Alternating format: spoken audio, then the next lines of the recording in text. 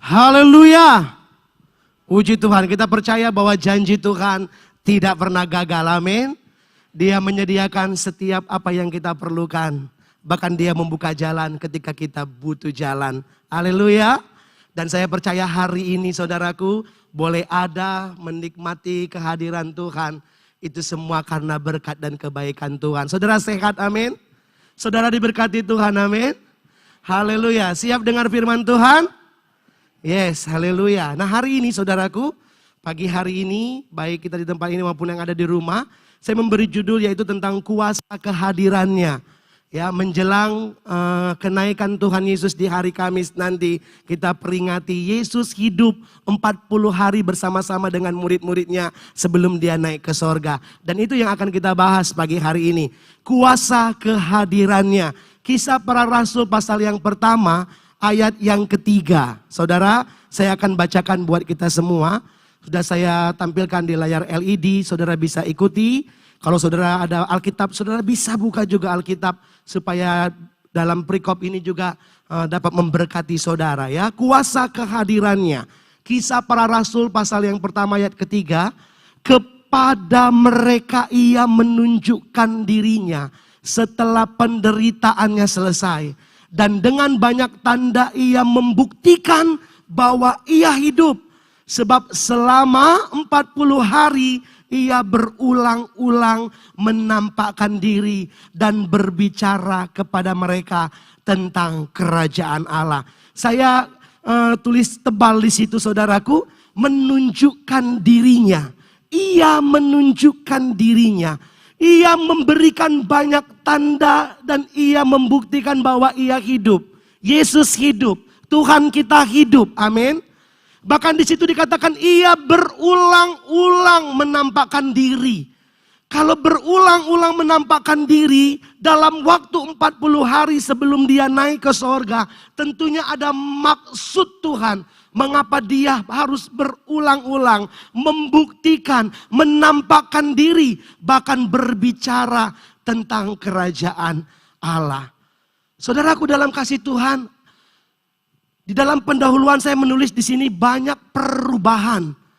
Banyak perubahan yang dialami dalam diri murid-murid ketika Yesus mati di kayu salib. Ya, murid-murid banyak yang kecewa, ada yang meninggalkan Yerusalem, ada yang bersedih, ada yang berduka cita tanpa pengharapan. Bahkan ada murid-murid yang mengalami ketakutan, murid yang krisis iman, memiliki keraguan tentang Yesus. Bahkan ada mereka juga meninggalkan panggilan mereka dan kembali kepada pekerjaan mereka.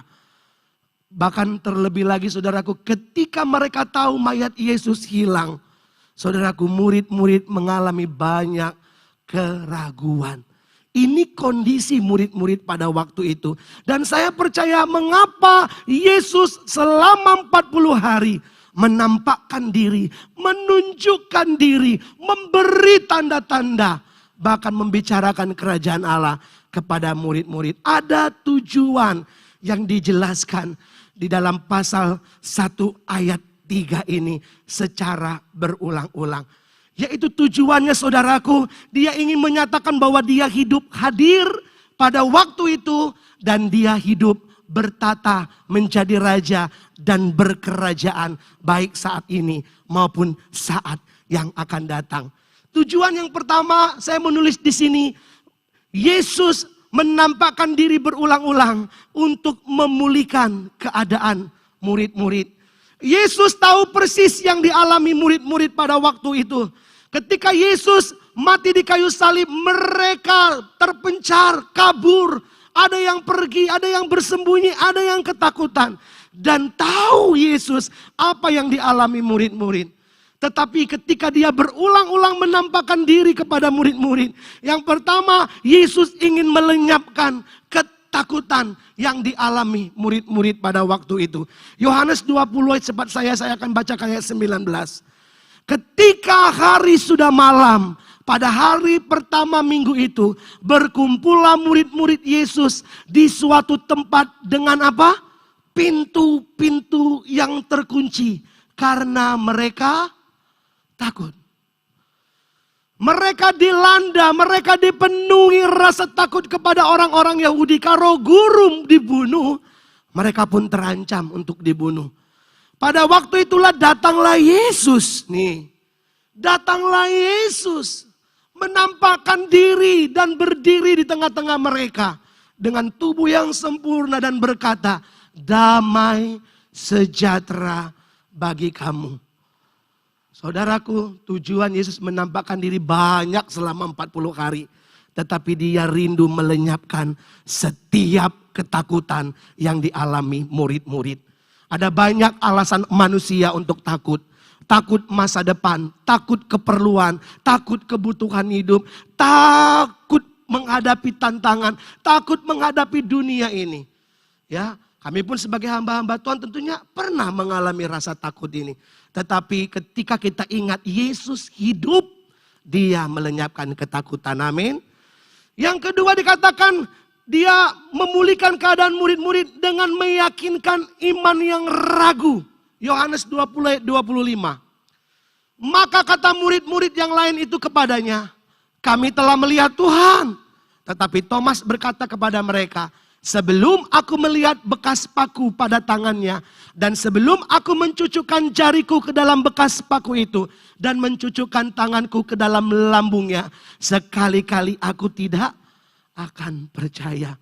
Di perjumpaan pertama Thomas pada waktu itu tidak hadir di situ. Ya ini karena dia kurang percaya. Di perjumpaan 8 hari berikutnya ada Thomas di situ dan dia menyatakan, saya tidak percaya. Ada keraguan. Tetapi lihat di ayat 27 dan 28. Kemudian Yesus berkata kepada Thomas, taruhlah jarimu di sini dan lihatlah tanganku. Ulurkan tanganmu dan cucukkan ke dalam lambungku. Dan jangan engkau tidak percaya lagi. Melainkan percayalah. Thomas menjawab, ya Tuhan, ya Tuhanku dan Allahku. Keraguan bisa datang kepada siapa saja. Ada orang yang beriman puluhan tahun tetapi masih meragukan tentang Yesus. Keraguan bisa datang kepada siapa saja ketika apa yang diperlukan ya tidak ada, tetapi ketika dia mulai ragu, dia tenggelam dan mulai kecewa. Tetapi ketika kita dipulihkan iman kita, percaya kita, maka kita akan kembali di dalam panggilannya. Bahkan dikatakan di situ Thomas dipulihkan dan dia kembali percaya. Langsung saja dikatakan Yesus berulang-ulang menampakkan diri. Ya, untuk apa? Menghibur, memberi harapan bagi yang bersedih. Ya, Yohanes 20 ayat 15. Ini perjumpaan Yesus dengan Maria Magdalena yang disinggung beberapa waktu yang lalu oleh Bapak Gembala dalam khotbahnya tentang kerinduan ya mencari Yesus. Kata Yesus kepadanya, "Ibu, mengapa engkau menangis? Siapakah yang engkau cari?" Tangisan dari Maria adalah tangisan di mana Yesus hilang. Yesus dicuri. Dan tangisan ini adalah tangisan yang double. Tangisan yang bertambah. Yang pertama, tangisan pertama Yesus mati. Yesus dikubur. Yesus sudah tidak ada lagi. Yang kedua, tangisannya karena mayatnya hilang. Tetapi ketika ada perjumpaan yang manis antara Maria Magdalena dengan Yesus. Yesus menampakkan diri sekalipun Yesus bilang jangan sentuh aku. Karena aku belum menghadap kepada Bapa. Tetapi dengan melihat Yesus hidup. Dengan penampakan itu. Maka Maria menjadi pribadi yang tegar. Yang kuat. Dan punya masa depan serta harapan. Selanjutnya memulihkan kekecewaan. Ya, Lukas 24 ayat 20. Tetapi imam-imam kepala dan pemimpin-pemimpin kami telah menyerahkan dia untuk dihukum mati. Dan mereka telah menyalibkannya. Ayat 21, 20 ya. Padahal kami dahulu mengharapkan. Ada 2 murid, diperkirakan mereka adalah suami istri. Meninggalkan Yerusalem dengan penuh kekecewaan. Ya, dan mereka pergi ke Emmaus dan meninggalkan Yerusalem. Ketika dalam perjalanan mereka berjumpa dengan Yesus dan menyampaikan kekecewaannya. Padahal kami dahulu mengharapkan bahwa dialah yang datang untuk apa? Membebaskan Israel. Tetapi sementara itu telah lewat 3 hari sejak semuanya itu terjadi. Lanjut 22 dan seterusnya. Tetapi beberapa perempuan, sudah jelas. Beberapa perempuan dari kalangan kami telah mengejutkan kami. Pagi-pagi buta mereka telah pergi ke kubur dan tidak menemukan mayatnya. Lalu mereka datang dengan berita bahwa telah kelihatan kepada mereka malaikat-malaikat yang mengatakan bahwa ia hidup. Ayat 24.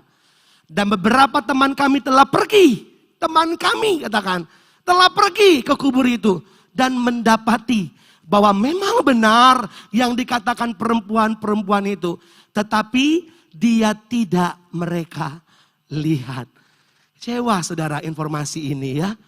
Ada memang kami dengar dia hidup. Tetapi mereka datang ke situ tidak melihat dia. Bahkan kekecewaannya apalagi kami berharap dia membebaskan Israel. Ya. Kekecewaan yang berat ketika apa yang kita nanti itu tidak kunjung datang. Kekecewaan yang berat ketika kita mengharapkan sesuatu tetapi tidak dapat. Tetapi Yesus menemui 2 orang ini dan memulihkan kekecewaannya dengan makan roti dan minum bersama pada waktu itu. Dan mereka dicelikan bahwa Yesus hidup dan memulihkan kekecewaan mereka. Ternyata 2 orang ini kurang percaya kalau cuma mendengar kata perempuan-perempuan itu Yesus hidup. Tetapi mereka akan lebih dipulihkan ketika benar-benar Yesus hadir menampakkan diri kepada 2 orang ini. Saudaraku dalam kasih Tuhan, kalau saudara hidup di dunia ini sudah sekian tahun, saudara bisa tulis banyak kecewa saudara kepada keadaan, kepada pemerintah bisa saja saudara kecewa.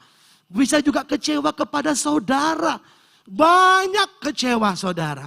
Tetapi kalau kita percaya Yesus hidup, dia hadir. Dikatakan 40 hari.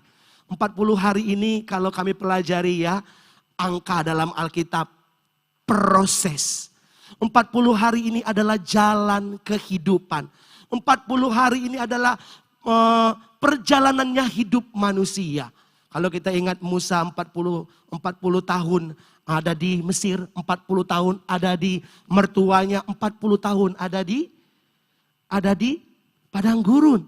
Yesus berpuasa 40 hari, 40 malam. Elia berjalan ke gunung Allah dengan kekuatan roti dan minum yang diberikan selama 40 hari, 40 malam. Ya. Dan saya mau katakan kalau 40 ini adalah angka proses dan perjalanan hidup saudara. Di 40 perjalanan hidup Yesus hadir dan mau memulihkan setiap keadaan kita. Amin. Ada yang kecewa, yang sedih, ya. Dan yang terakhir saudaraku, dikatakan di situ Yesus memperbaharui panggilan para murid. Jadi luar biasa, Yesus tidak pernah bosan menampakkan diri ya. Tadi firman Tuhan di awal kita baca dikatakan apa? Berulang-ulang. Saudara kalau dengar khotbah kami, hari ini saya khotbah ini, minggu depan saya khotbah ini, bosan enggak? Ya bosan ya. Tetapi Yesus tidak pernah bosan untuk menampakkan diri. Dan dia memperbaharui panggilan para murid. Yohanes 21 ayat 16. Demikian firman Tuhan. Maka kata Yesus kepada mereka. Ya, ingat kata ini nanti saya konfirmasi lagi dengan ayat sebelum terjadinya ini saudaraku ya. Maka kata Yesus kepada mereka. Tebarkanlah jalamu di sebelah kanan perahu. Maka akan kamu peroleh. Lalu mereka menebarkannya dan mereka tidak dapat menariknya lagi karena banyaknya ikan. Ada seorang murid yang peka dan dia dipulihkan segera. Ayat 17. Dikatakan maka murid yang dikasihi. Ya, Kalau departemen kema kemarin tentang perasaan dikasihi tentang Yohanes. Nah ini murid yang dikasihi adalah penulis Injil Yohanes. Yaitu Rasul Yohanes sendiri. Maka murid yang dikasihi Yesus. Maka murid yang dikasihi Yesus itu berkata kepada Petrus, itu Tuhan. Ketika Yesus berkata tebarkan jalamu, Petrus belum sadar bahwa yang menyuruh itu adalah Tuhan. Tetapi mengapa Yohanes begitu peka ketika mendengar tebarkan jalamu. Dan dia berkata itu Tuhan. Nah sekarang kita buka dalam Lukas 5 ayat 4.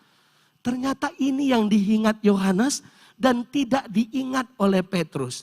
Perhatikan Lukas 5 ayat 4. Setelah selesai berbicara ia berkata kepada Simon. Ya Yesus berkhotbah pada waktu itu pinjam perahu Simon.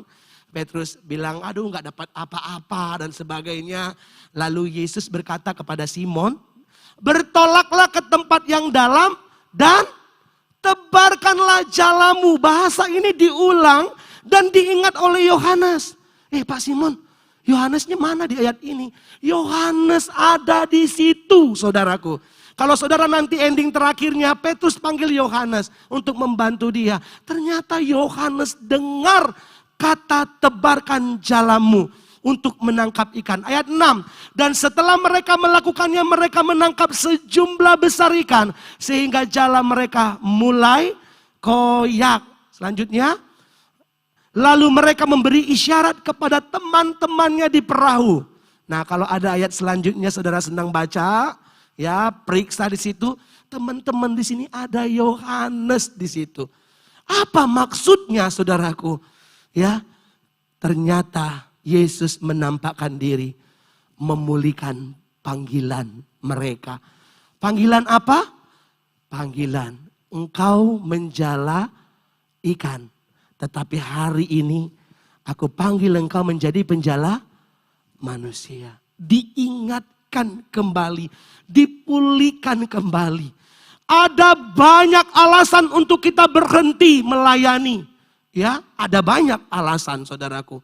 Ya, mungkin kita nggak dapat pujian, mungkin kita tidak dihargai, mungkin kita tidak mendapat perlakuan yang baik. Dan kita tinggalkan pelayanan, kita tinggalkan pekerjaan Tuhan, kita tinggalkan tanggung jawab kita sebagai jemaat melayani Tuhan. Tetapi hari ini kalau ada itu saudaraku, lihat Yesus hidup menampakkan diri dan dia memperbaharui panggilannya untuk menjala manusia. Saudaraku, potensi murid-murid, dia berani memberitakan Injil. Potensi saya dan saudara apa? Saudara bisa melayani singer yuk. Komitmen kembali melayani singer. Melayani musik yuk. Usher. Melayani apapun. Dari dana saudara. Dari doa saudara. Dari tenaga saudara. Lakukan itu dan jangan pernah mundur. Amin. Karena Yesus hidup. Dia menyegarkan kembali. Memperbaharui panggilannya. Tebarkan jalamu. Saya rasa kalau saya di posisi itu, wah saudaraku senang sekali ya diingatkan kembali tentang tebarkah jalan-jalamu. Puji nama Tuhan. Inilah yang diulang-ulang. Ya kalau Alkitab menulis apalagi yang Yesus lakukan 40 hari sebelum dia naik ke sorga. Banyak saudaraku. Dan itu membuktikan bahwa Yesus hidup, Yesus hadir. Dan memulihkan keadaan murid-murid. Nah hari ini apapun kondisi saudara. Dari pengalaman murid-murid ini. Itu juga mungkin menjadi salah satu yang saudara alami. Percayalah dia hadir memulihkan keadaan kita. Yang kedua saudaraku. Ketika dia berulang-ulang membuktikan ia hidup menampakkan diri. Dia juga berulang-ulang menceritakan apa? Kerajaan Allah. Kerajaan Allah, Matius, Markus, Lukas membicarakan banyak tentang kerajaan Allah. Kalau Matius versinya kerajaan sorga, tidak menggunakan nama Allah. Karena Matius di situ menulis buat orang-orang Yahudi. Kalau Lukas, dia sampaikan ini baik kepada orang Yahudi maupun kepada orang non-Yahudi, orang kafir yang tidak kenal Tuhan tentang kerajaan Allah. Tetapi selama 40 hari Yesus tidak bosan-bosan menyampaikan tentang kerajaan Allah. Banyak perumpamaan kerajaan Allah. Tentang keselamatan, tentang kembalinya orang yang hilang. Banyak hal, tentang 5 gadis, tentang kerajaan Allah, banyak hal. Tetapi saya akan ambil beberapa saja tentang kerajaan Allah. Ya, kerajaan Allah yang Yesus bicarakan di sini saudaraku. Ketika dia sampaikan tentang kerajaan Allah, ternyata ada murid yang menyangka bahwa kerajaan Allah itu kerajaan Israel yang dipulihkan. Coba Kisah Rasul pasal 1 ayat 6. Karena ayat ini berlanjut dari ayat 3 ke ayat 6. Dikatakan seperti ini. Maka bertanyalah mereka yang berkumpul di situ. Tuhan, maukah engkau pada masa ini memulihkan kerajaan bagi Israel? Tetapi jawab Yesus di ayat 7 dan 8. Mengarahkan kepada 2 kerajaan. Kerajaan kekal. Ya, itu waktunya Tuhan, itu waktunya nanti. Tetapi kamu, kalau Roh Kudus, nah ini kerajaan yang sekarang yang bisa kamu nikmati di dunia ini.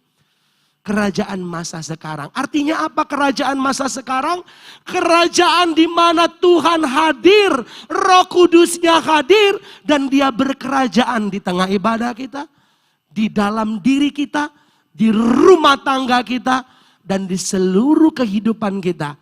Yesus sudah naik ke sorga, tetapi dia hadir, bertata, berkerajaan di dalam kehidupan kita. Inilah kerajaan sorga yang dimaksud. Nah, saya akan bagikan 3 hal tentang kerajaan sorga masa kini. Kerajaan sorga masa kini yang dimaksudnya adalah keselamatan jiwa-jiwa. Lukas 13 ayat 29, demikian firman Tuhan, ya. Dan orang akan datang dari mana? Dari timur dan barat, dari utara dan selatan. Dan mereka duduk makan di dalam apa? Di dalam kerajaan Allah. Sekali lagi saya ulang, Lukas ini lebih menulis kepada orang-orang non-Yahudi. Ya. Karena dari utara, dari barat, selatan, timur, mereka akan duduk diselamatkan di dalam kerajaan Allah. Ini saya dan saudara di dalam kerajaan Allah. Jiwa kita diselamatkan, hidup kita diselamatkan, saudaraku. Keselamatan jiwa-jiwa. Nah, ternyata setelah Yesus menjawab ini, ya, ada pertanyaan dari orang-orang. Bagaimana orang ini diselamatkan? Apakah mereka selamat banyak atau sedikit? Tetapi Yesus menjawab dengan terang-terangan mengatakan kepada mereka bahwa menjadi pengikut Yesus harus berjuang. Dalam bahasa Yunani di situ menggunakan harus bergumul, bergulat. Menjadi orang Kristen tidak gampang, harus bertahan dalam segala keadaan dan mempertahankan iman. Nah, setelah Yesus jelaskan ini harus berjuang, Yesus singgung lagi bahwa pintu keselamatan itu ada waktunya akan ditutup. Perhatikan ayat 25. Jika tuan rumah telah bangkit dan telah menutup apa? Pintu. Kamu akan berdiri di luar dan mengetok-ngetok pintu sambil berkata, Tuan, bukakanlah kami pintu. Dan ia akan menjawab dan berkata kepadamu, aku tidak tahu dari mana kamu datang. Jadi pintu keselamatan itu, anugerah itu luas dibukakan buat saya, buat saudara. Dari utara, timur, selatan, barat diperdengungkan tentang keselamatan. Supaya apa? Supaya kita duduk bersama dalam perjamuan di kerajaan Allah.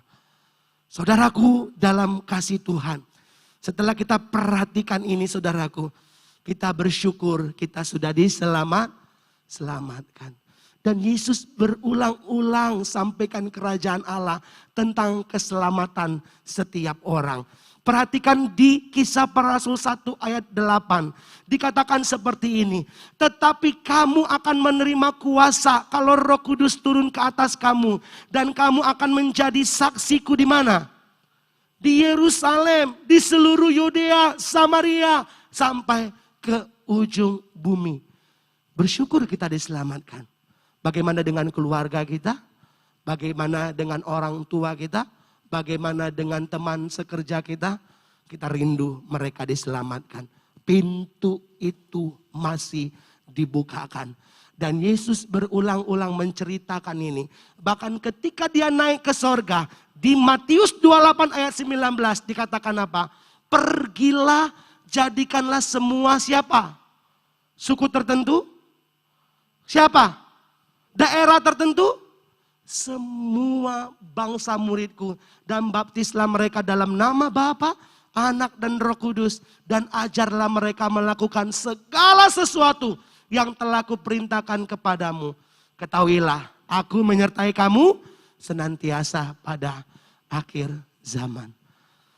Ya, dikatakan satu jiwa diselamatkan, ribuan malaikat bertempik sorak di sorga. Amin. Dan inilah kerajaan Allah tentang keselamatan jiwa-jiwa. Selanjutnya saudaraku, kerajaan Allah itu bicara tentang iman. Tadi udah diselamatkan, sekarang kerajaan Allah itu bicara tentang iman yang bertumbuh dan membangun. Yuk, langkah berikutnya setelah diselamatkan, iman dan yang bertumbuh dan membangun. Lukas 13 ayat 18 sampai dengan ayat yang ke-21. Cepat saja saya akan bacakan. Perhatikan saudara, jangan sampai ketinggalan ya. Dikatakan begini. Lukas 13:18. Maka kata Yesus, seumpama apakah hal kerajaan Allah dan dengan apakah aku akan mengumpamakannya? Ia seumpama, ingat ya saudara, biji sesawi yang diambil dan ditaburkan orang di kebunnya. Biji itu tumbuh dan menjadi pohon dan burung-burung di udara bersarang pada cabang-cabangnya. Dan Yesus berkata lagi, dengan apakah aku akan mengumpamakan kerajaan Allah? Nah ini yang kedua. Ia seumpama ragi yang diambil seorang perempuan dan diadukan ke dalam tepung terigu 3 sukat sampai kamir seluruhnya. Nah saudaraku, baca yang kita baca tadi, kita menemukan pertanyaan Yesus tentang kerajaan Allah. Dan Yesus menjelaskan sendiri apa itu kerajaan Allah. Kerajaan Allah dikatakan seperti apa tadi? Biji sesawi. Dan juga seperti ragi. Nah memang beberapa pengajaran Yesus juga pernah mengangkat ragi. Hati-hati dengan ragi Farisi. Hati-hati dengan ragi Saduki tentang dosa. Tetapi kali ini ragi Yesus juga berbicara bagaimana dampak iman kita kepada semua orang. Nah tadi dikatakan iman yang bertumbuh dan membangun. Biji sesawi merupakan biji yang sangat kecil. Ya, imanku sebesar biji sesawi. Tetapi iman itu harus bertumbuh. Dikatakan jatuh ke tanah. Ya, kemudian tumbuh menjadi tanaman yang besar. Matius 13 ayat 32 di situ dijelaskan burung-burung pun dapat bersarang di atasnya. Tuhan Yesus memberi contoh biji sesawi yang kecil, menggambarkan tentang iman orang percaya harus bertumbuh. Ya, amin. Iman bertumbuh itu penting, ya. Iman percaya kita tidak boleh hanya jalan di tempat begitu-begitu saja seperti awal ketika kita percaya kepada Yesus. Tetapi itu harus bertumbuh, ya, sehingga menjadi besar dan dapat menolong mereka yang sedang lemah imannya. Saya percaya iman yang bertumbuh itu dapat memberkati banyak orang. Karena imannya bertumbuh, ya dia akan banyak menolong orang lain. Biji sesawi juga dapat digambarkan sebagai gereja. Ya, gereja Tuhan atau orang yang beriman yang sering kali dianggap sebagai kaum minoritas, ya. Tetapi kalau saja kita memaksimalkan ya fungsi ya iman kita di dalam dunia ini, maka kehadiran orang percaya sekalipun minoritas kita akan jadi berkat. Gambaran kedua dikatakan tadi apa? Ragi. Menghamiri adonan sehingga adonan berkembang dan dapat menjadi roti. Makanan bagi yang lapar disediakan. Begitu juga seharusnya iman kita. Iman kita harus seperti ragi yang menghamirkan orang-orang yang tidak percaya. Yang harusnya mereka dibinasakan. Tetapi mereka menjadi percaya, diselamatkan. Makanya saya bilang kerajaan Allah tentang iman yang bertumbuh dan membangun. Kita bangun kerajaan Allah di tempat ini. Kita perluas kerajaan Allah dengan iman kita yang bertumbuh. Dengan hidup kita yang menjadi berkat. Dengan kita membawa jiwa-jiwa bagi Tuhan Yesus. Dan yang terakhir saudaraku, ya dikatakan kerajaan Allah itu adalah bicara tentang kuasa kerajaan, kuasa Roh Kudus. 1 Korintus 4 ayat 20. Ini kerajaan Allah. Sebab kerajaan Allah bukan terdiri dari perkataan, tetapi dari kuasa. Nah, saya sedikit cerita bahwa 1 Korintus 4 ayat 20 ini ya ada orang-orang yang membanggakan beberapa hamba Tuhan. Terjadi perpecahan. Aku Apolos, aku kaum Kefas, aku kaum Paulus. Tetapi dalam surat ini dikatakan kerajaan Allah bukan terdiri dari perkataan, tetapi dari kuasa. Artinya maju berkembangnya sebuah pekerjaan, sebuah pelayanan. Itu bukan hebat kuat dari hamba Tuhannya, tetapi dari manifestasi, dari kekuatan kuasa Roh Kudus yang bekerja dalam pekerjaan Tuhan.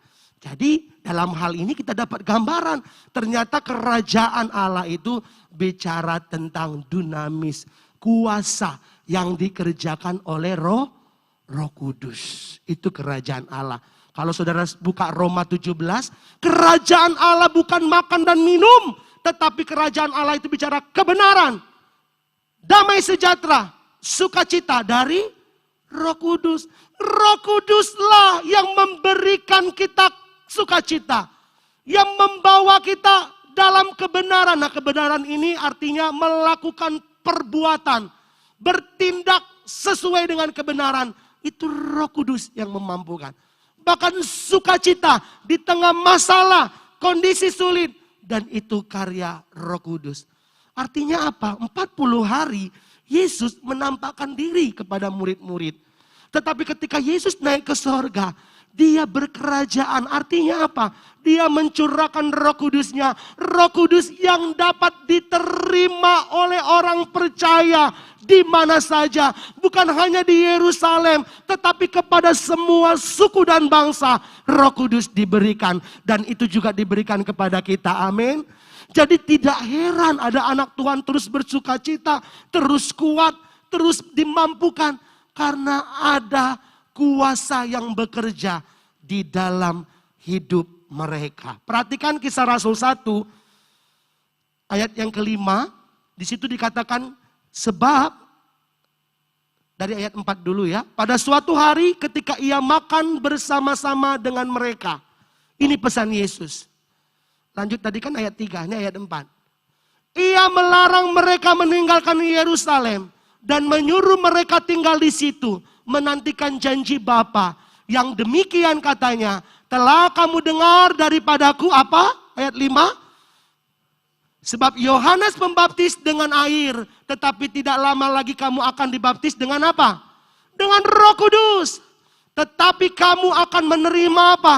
Kuasa yang bekerja di dalam pelayanan tadi. 1 Korintus 4. Kuasa yang bekerja mendatangkan sukacita. Kuasa yang memampukan untuk apa? Bersaksi. Kalau Roh Kudus turun ke atas kamu. Jadi kerajaan Allah itu bisa kita nikmati. Di kekekalan bersama dengan Yesus. Tetapi kerajaanmu datanglah. Kehendakmu jadilah. Di bumi seperti artinya suasana sorga berkat kerajaan Allah dapat kita rasakan kalau Roh Kudus turun atasmu. Yesus melayani dengan kuasa Roh Kudus, kuasa Allah. Sehingga apa? Banyak orang disembuhkan, ada mujizat, banyak orang dipulihkan, banyak orang dimenangkan, banyak jiwa yang percaya kepadanya, banyak orang dimerdekakan. Dan saya percaya juga ketika saudara dipenuhkan, dipimpin Roh Kudus, maka saudara akan melakukan pekerjaan-pekerjaan jauh lebih besar, dikatakan firman Tuhan, yang pernah dilakukan di waktu itu. Jauh lebih banyak. Dan saya percaya juga ketika Roh Kudus bekerja dalam hidup kita, maka kita akan mendapatkan sukacita, damai sejahtera, dan kekuatan daripada Tuhan. Nah saudaraku, dalam kasih Tuhan, kesimpulannya, jika sebelum Yesus naik ke sorga dalam 40 hari, ini diulang-ulang kata firman Tuhan. Diulang-ulang diberitakan. Artinya perkara ini sangat penting. Ini bukan main-main. Hari ini saudara bisa kuat tanpa Roh Kudus. Tetapi kalau keadaan dunia semakin menakutkan, siapa lagi yang mau tolong kita? Kalau bukan Allah sendiri yang hidup itu hadir di dalam rohnya kepada kita. Saudaraku, ketika kita diselamatkan, iman kita bertumbuh, kita mau dipenuhi Roh Kudus. Amin. Persiapkan saudara menjelang kita merayakan kenaikan Yesus Kristus. Doa 10 malam.